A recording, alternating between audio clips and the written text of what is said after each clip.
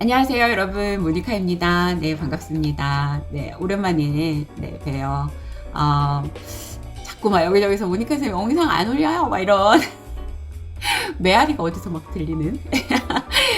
저 혼자 생각이겠지만, 네. 그래서 한동안 영상을 좀 못 올린 것 같고, 다시 또 좀 마음의 그 영상에 대한 루틴을 또 저도 스스로 잡아야 될 것 같아서 자꾸 놓게 되면 계속 못 하게 되고 하니까 뭐 핑계가 많죠. 뭐 네, 신문 만들고 조금 쉬다가 다시 또 신문 만들고 그거의 반복이어가지고, 그리고 이제 신문의 그 내용들을 조금 더 많이 보강을 하는 식으로 제가 만들다 보니까 더 많은 에너지가 필요했었어요, 여러분. 그래서 조금 더 많이 신경을 못 쓰지 않았나, 네, 이렇게 핑계를 조금 대보고, 그래서 오랜만에 이제 그동안에 이제 하고 싶은 말 있으면 시간이 없으니까 블로그에 막 이렇게 따다다다 쓰고 그랬거든요.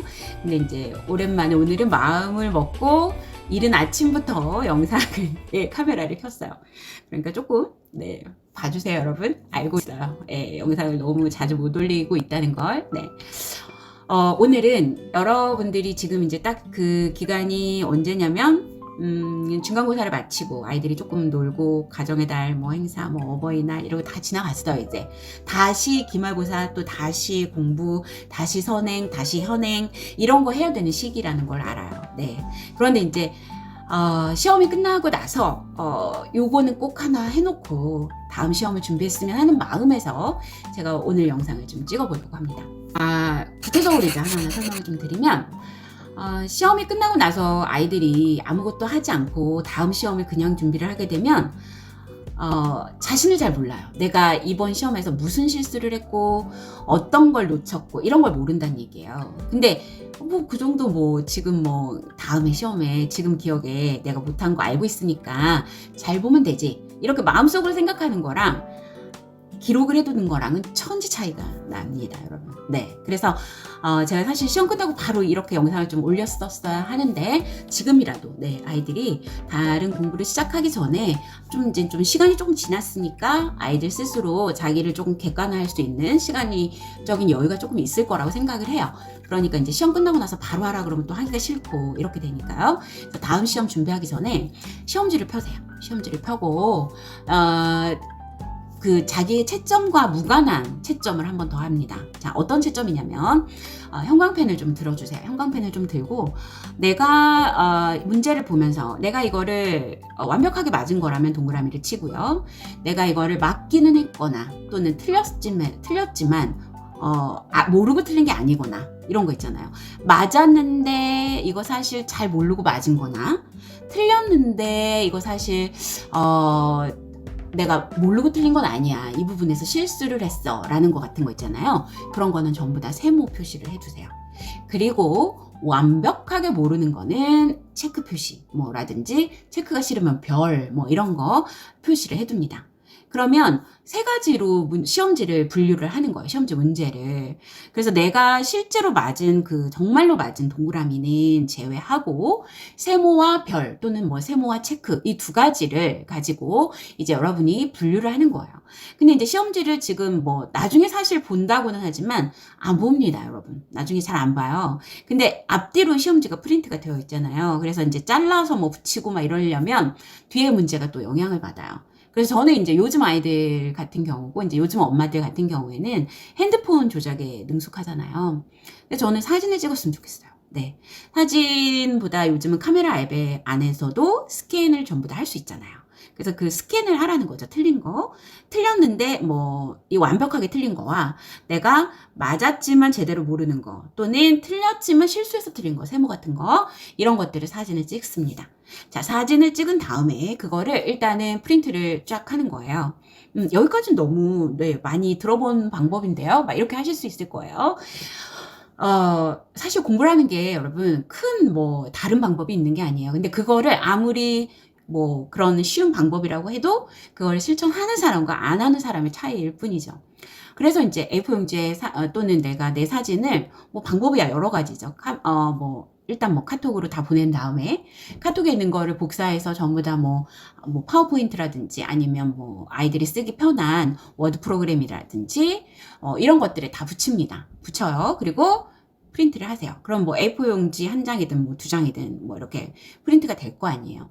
나는 뭐 오리고 자르고 하기가 귀찮다. 그러면 A4 용지에 배열을 할 때 한 두 문제 정도씩만 배열을 하세요. 두 문제 정도씩만 배열을 해서 큰 바인더가 필요합니다. 큰 바인더가 필요한데 바인더에 이렇게 링이 굉장히 이렇게 한 3개의 구멍 정도만 뚫어 놓으면 되는 그런 게 있어요.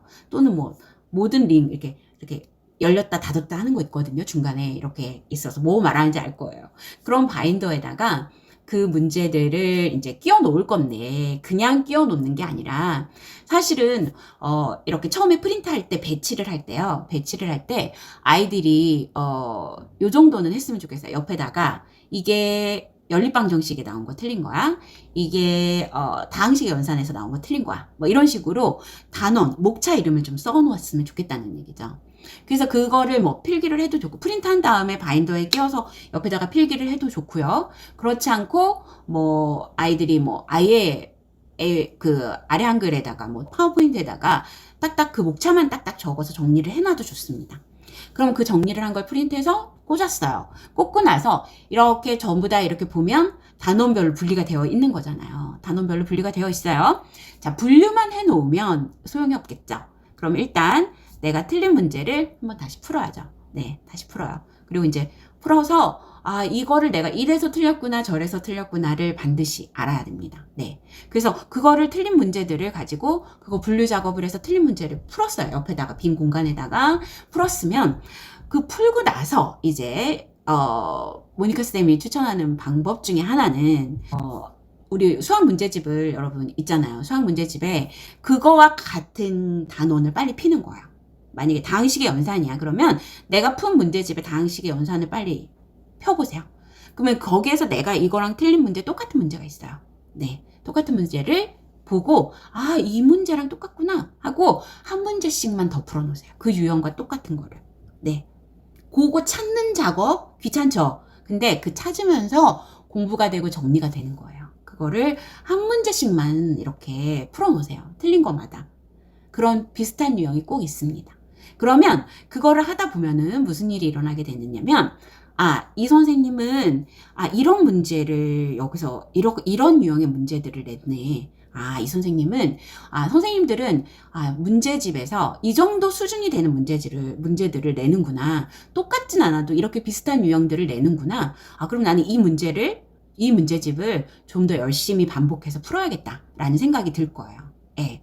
그래서 틀린 문제 옆에 그거와 비슷한 유형의 문제를 하나 적고 또는 뭐 그것도 사진 찍어서 붙여도 되지만 너무 번거로우면 문제를 그냥 조건과 뭐 구하려는 것이 뭐고 조건이 뭐고 해결 방법이 뭐다 해가지고 옆에다가 그 비슷한 문제를 한 문제씩만 풀어놓는 그거를 해주시면 생각보다 얼마 안 걸려요.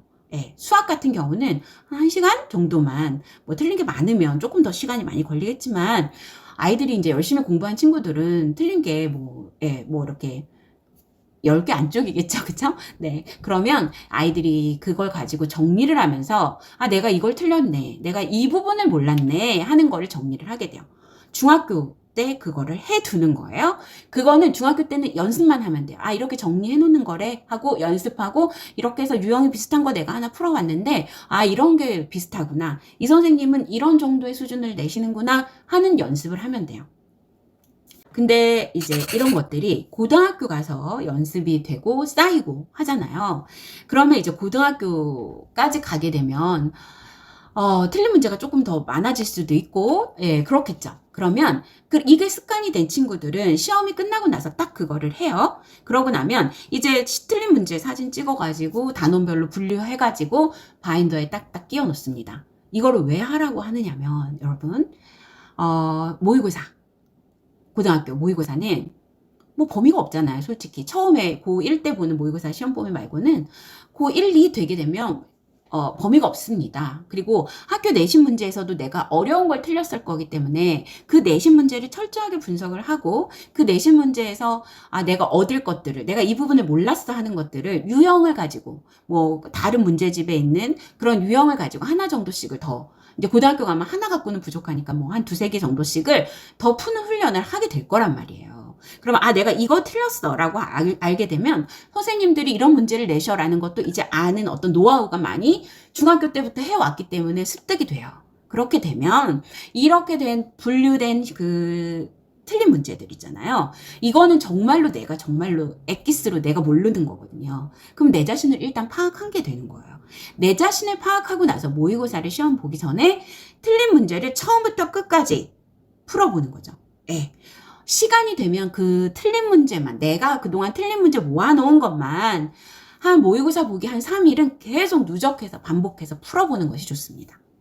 그러면 중학교 때부터 해왔던 그 습관이 고등학교 가서 딱 체화가 되고, 그 체화가 된 것이 나중에 모의고사 문제를 풀기 전에 이렇게 계속 반복을 하게 되면 모의고사에서 점수가 잘 나올 수밖에 없을 거예요. 네. 근데 이거를 고등학교 때 가가지고 처음에 문제를 이제 틀린 문제를 수집하는 거죠. 내가 틀린 문제를 수집해. 그렇게 해도 괜찮아요. 괜찮은데, 이왕이면 어차피 우리가 고등학교 3학년 때까지 공부를 해야 된다라고 마음을 먹었으면 중학교 때 아이들에게는 그 방법적인 것들을 설명을 해주세요. 그래서 아까처럼 그렇게 틀린 문제 사진 찍고 네가 한번 이렇게 올려서 사진 프린트한 다음에 그 옆에다가 몇 단원에 나온 문제인데 네가 왜 틀렸는지, 그리고 그거랑 비슷한 문제 하나를 이렇게 풀어놓는 습관을 들이면 고등학교 가서 네가 이렇게 연습을 할 때 좋대, 이렇게 되는 거예요. 네. 그리고 나서 고등학교 가서도 계속 그런 식으로 문제를 누적을 해 가게 되면 고3 때 가서는 이거는 완전히 나만의 엑기스 노트가 생기는 거거든요. 그렇게 해서 만들어 가는 거죠. 네. 근데 이제 사진 찍고 뭐 이런 게 번거롭지 않아요. 근데 여러분 그 과정 모두가 다 그 문제를 기억하는데 도움이 된다라고 생각하시면 돼요. 네. 그러니까 저는 그거를 그래서 아이들한테 추천해주고 싶은 방법이에요. 그래서 처음에 좀 번거로울 수 있지만 이게 완전히 몸에 체화가 되면, 중학교 때부터 해서 몸에 체화가 되면 굉장히 좋은 방법이라는 거죠. 근데 이거를 모든 과목에서 다 한다? 그러면 정말 넘사벽이 되겠죠. 모든 과목을 못하고 내가 정말 못하는 과목, 수학이라든가 뭐 예를 들어 국어에서도 내가 자꾸 틀리는 개념이 나올 수 있거든요. 고등 가면 그런 걸 하면 돼. 중학교 때는 한 수학 정도만 하고 했으면 좋겠고요. 고등 가서 모든 공부에 이거를 확장시킬 수 있는 능력이 아이 스스로 생기게 되면 정말로 아이만의 어떤 그런 엑기스, 네, 노트가, 이거는 메타인지 노트? 예, 라고 생각을 하시면 돼요. 메타인지 노트를 만들어서, 이게 내가 이런 걸 모르는 거야. 이런 걸 내가 모르고, 이걸 내가, 다음에 시험 볼 때는 이 부분에 유의를 해야 돼. 라는 걸 계속 내 자신을 아는 훈련을 시키는 거예요. 그러면 사실은 그걸 알고 있는데, 내가 부족한 게 뭔지를 알고 있는데 내가 노력을 안 한다? 아이들이 고등학교 때 그러지 못해요. 훨씬 더 많은 동기부여가 되고요. 아, 내가 이거 부족하기 때문에 나는 내가 뭘 해야 될 건지를 알고 있거든요. 공부를 많이 못하는 아이들이 왜 못하냐면 뭘 해야 될지 몰라요. 네. 학원에서 그냥 주는 것만 하는 거예요.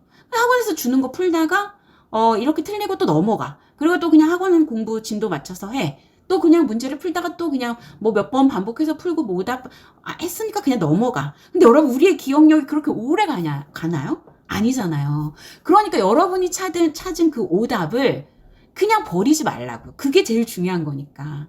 그러니까 그거를 큰 바인더에다가 껴놓고, 또는 손이 최대한 덜 가게 하는 요령이 생길 거예요. 그것까지 쌤이 뭐 어떻게 저떻게 뭐 이렇게 붙여라 오려라 막 이렇게 말 안 할게요. 그건 여러분이 생각해서 하고, 어쨌든 내가 모르는 문제 또는 애매하게 아는 문제는 사진으로 찍어서 모아둬라 라는 거예요.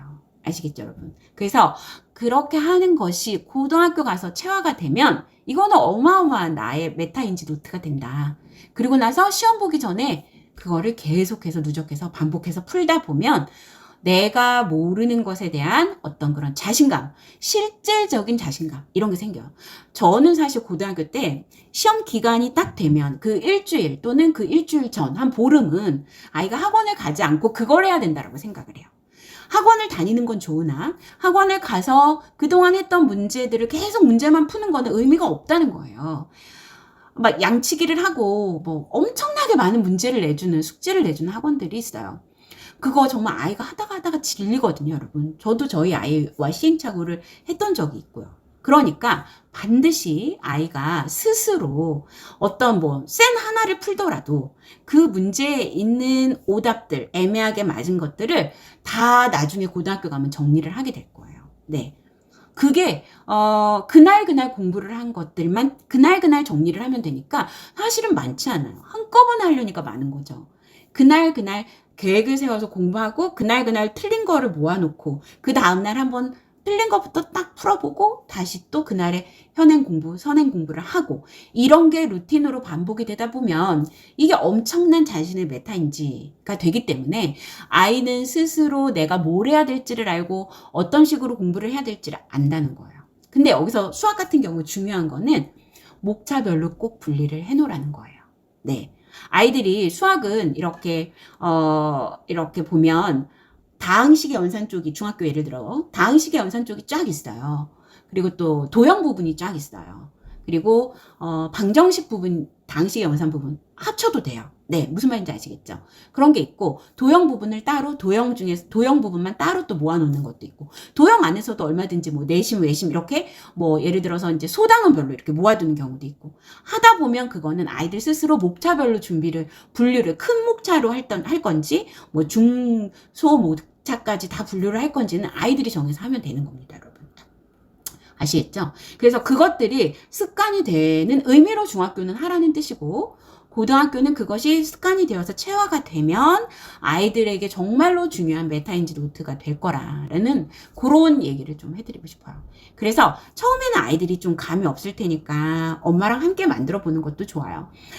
초등학교 때 이걸 또 하고 싶은 분들이 계실 거예요. 초등학교 때 혹시나 시험을 보는 학교면 그렇게 시험만 가지고 해도 되고 뭐 수학을 하는 친구다. 그러면 수학에 뭐 선행일 나가거나 자기가 공부하는 지금 현행 뭐 문제집이나 이런 게 있을 거예요. 그러면 웬만큼은 다 맞는데 틀리는 게 있을 거라고요. 그 틀리는 거를 단원별로 아이 스스로 한번 그렇게 분류하는 작업을 해서 아이가 틀리는 거를 나중에 꼭 짚고 넘어가는 그런 습관을 만들어만 주셔도 되는 거예요. 초등학교 때는. 아시겠죠? 그래서 저는 초등학교, 중학교, 고등학교의 어떤 그런 아이의 공부 습관은 계속 이어져서 만들어 가지는 거라고 생각을 해요. 뭐 방송에 나오는 공부를 못했다가 갑자기 공부를 잘하게 된다거나 이런 아이들은 사실은 뭐 있기는 있지만 많이는 사실은 보기는 힘들잖아요. 그러니까 뭐 처음부터 공부를 잘하게 시키라 이런 게 아니라 공부를 나중에 잘할 수 있는 습관을 만들어줘라 이런 얘기예요. 그러니까 처음에는 요렇게 하는 게 있대. 이런 방법으로 틀린 문제 한번 찾아볼까? 아, 이렇게 하니까 내가 모르는 걸 알게 돼서 좋구나. 이런 생각을 하게 되는 거. 네, 그렇게. 그리고 그것이 고등학교 가서 쌓이면 전체 과목으로 확대돼서 모르는 것들을 모아놓을 수 있는 그런 아이만의 메타인지 노트가 과목별로 쌓이길 그렇게 바래요, 여러분. 네. 그러니까 저는 이렇게 뭐 어떻게 하세요 저렇게 하세요 막 뭐 그런 방법들은 아이마다 다 다르다라고 생각합니다. 우리 아이가 다 남의 아이가 같지 않듯이 그렇지만 이 방법은 아이들이 초등 때부터 고등 때까지 길게 생각하면 정말로 도움이 되는 방법이라고 생각하기 때문에 여러분들한테 말씀을 드리는 거예요. 아시겠죠? 또 영상이 좀 길어졌지만 오랜만에 네, 이렇게 전체를 아우러 볼 수 있는 그런 공부 방법들을 여러분들께 한번 소개를 해드리고 싶었습니다. 네. 아이들이 지금 시험을 못 봤다고 하더라도 이 작업들을 한번 하게끔 엄마와 함께 한번 잘 이야기를 나누어서 네, 이 작업을 한번 해보게끔 한번 해주세요. 그래서 이거에 대한 효과는 아이가 시간이 갈수록 아마 느끼게 될 겁니다. 아시겠죠?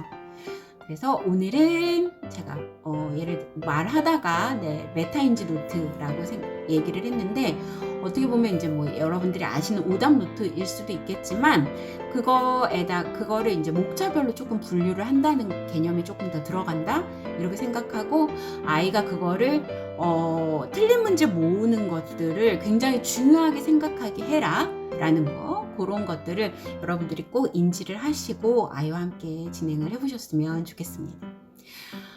여러분 너무 오랜만에 영상을 올려서 죄송하고 조금 더 이렇게 자주 올릴 수 있는 네 모니카가 되도록 하겠습니다. 제가 요즘 이제 신문을 만들 때 저는 이제 어떤 개념 하나를 예를 들어 저번 달 신문 중에 제국주의에 대한 개념이 있었는데 그 제국주의에 대한 신문, 그러니까 책을 읽다가 80일간의 세계 일주 얘기를 하다가 제국주의 개념으로 빠졌어요. 근데 생각해 보니까 이 제국주의는 우리의 세계사 또는 사회탐구 이런 데에 많이 나오는 개념인 거죠. 그래서 신문 기사처럼 하나를 만들고 그 다음에 그 기사를 좀 더 심화해서 공부할 수 있는 제국주의에 대한 개념을 공부할 수 있게끔 만들고 마지막에는 모의고사 문제를 딱 아이들과 함께 풀었을 때 내가 공부한 것들이 내가 그냥 이렇게 기사로 접한 이런 공부한 것들이 나중에 고등 가면 이렇게 나오는구나를 자꾸 보여주는 거예요. 네. 그러면 아이들이 이거 신문 해야겠네 라는 생각이 들 수밖에 없을 거라고 생각을 해요. 그래서 그 경험을 한 번만 해주시면 아이들이 공부할 수 있는 동기부여도 저절로 될 거고 가끔 지루하다가 딴짓을 신문을 하더라도 그 자체가 어떤 기출을 보는 어떤 그런 훈련이 되기 때문에 그런 것까지 다 생각해서 만드느라고 조금 더 시간이 없습니다, 여러분. 그래서 이렇게 늦어졌다라는 걸 좀 말씀을 드리고 싶어요. 기회가 되면 또 다음에 좋은 이야기를 가지고 또 오도록 하겠습니다. 여러분 고맙습니다.